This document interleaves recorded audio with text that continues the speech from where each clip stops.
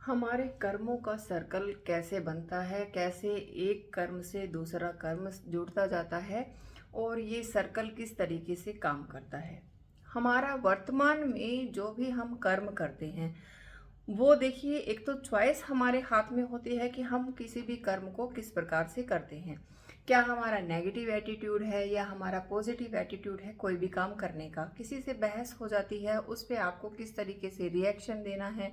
आप उस बात को आराम से सुलझा रहे हैं, आप झगड़ा कर रहे हैं, आप गालियां दे रहे हैं, तो उसी कर्म से जो आपने रिएक्शन दिया उसी के बेस पे ही आपके कर्मों के जो फल हैं वो निर्धारित हो गए।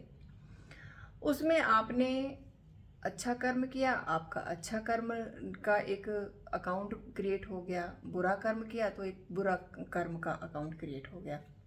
और धीरे धीरे ये जो आप वर्तमान में कार्य करते हैं या जो भी आपकी कर्म करने का एक तरीका होता है, उसी से ही आपके पॉजिटिव और नेगेटिव कर्म जो है वो आप ये कह सकते हैं कि अकाउंट बन जाता है। जैसे कि अच्छे कर्मों का अकाउंट, बुरे कर्मों का। तो जैसे जैसे धीरे धीरे आपका जो एक रवैया हो जाता है जिंदगी के प्रति, या आपका कर्म करने का जो एक थॉट प्रोसेस बन जाता है, उसी से ही आपके कर्म जो हैं वो धीरे धीरे, जैसे आप अच्छे तरीके से कर्म करते हो या पॉजिटिव वे में कर्म करते हो, तो आपका एक पॉजिटिव अकाउंट क्रिएट होता जाता है। और उसी तरीके से ही अगर आपका नेगेटिव थॉट प्रोसेस है किसी भी काम को करने का, तो वो आपका नेगेटिव जो कर्म है उनका एक आपका अकाउंट जो है वो धीरे धीरे बढ़ता जाएगा। तो इसी तरीके से ही जो हमारा जो अब वर्तमान का जो कर्म था, उससे ही धीरे धीरे हमारे संचित कर्म भी बनते जा रहे हैं। यानी कि वो धीरे धीरे इकट्ठे होते जा रहे हैं, तो उसी से संचित कर्म बन रहे हैं। और उस संचित कर्म से ही फिर हमारा जो नेक्स्ट जन्म होएगा उसमें वो हमें प्रारब्ध के रूप में प्राप्त होएगा। यानी कि जैसे हम इस जन्म में, जैसे हमें लगता है कि हम इतने परेशान हैं, क्यों हमें इतने कष्ट मिले हैं जिंदगी में, तो वो आपके पिछले जन्म में जो संचित कर्म थे वही आपको इस जन्म में प्रारब्ध के रूप में प्राप्त हुए हैं।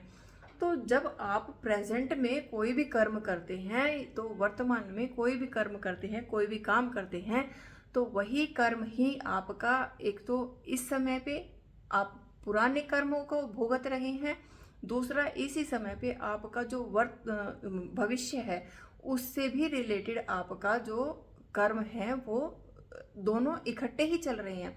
यानी कि उस जो आपका जो आपका भविष्य में जो आपका जैसे फल मिलेंगे वो उसका बेस भी अभी तैयार हो रहा है, और जो आपका पास्ट में हो चुका है उन कर्मों का फल भी आपको इस टाइम पे मिल रहा है।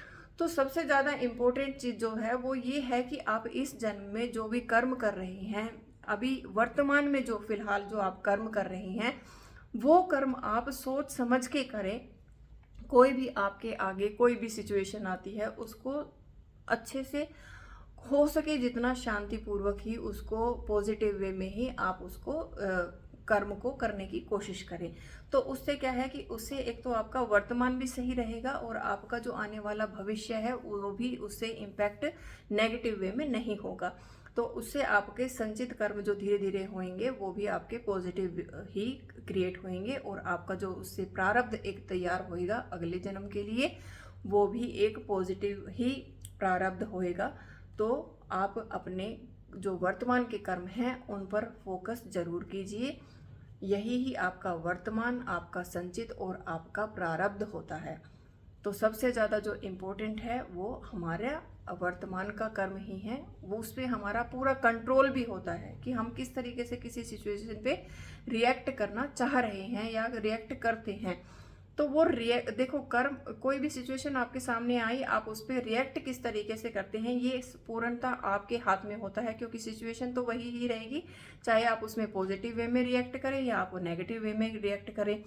तो वो रिएक्शन जो आप किसी भी सिचुएशन पे देते हैं वही ही आपका जो वर्तमान का कर्म है वही ही आपका संचित होएगा और वही ही आपका प्रारब्ध बनेगा। तो उस जो कर्म आपके हाथ में है, जिस पे भी आपका कंट्रोल है, उस पे आप फोकस जरूर करें, उस पे आप ध्यान जरूर दें कि आप उसको पॉजिटिव वे में लें और पॉजिटिव कर्म या अच्छे कर्म ही करने की कोशिश करें।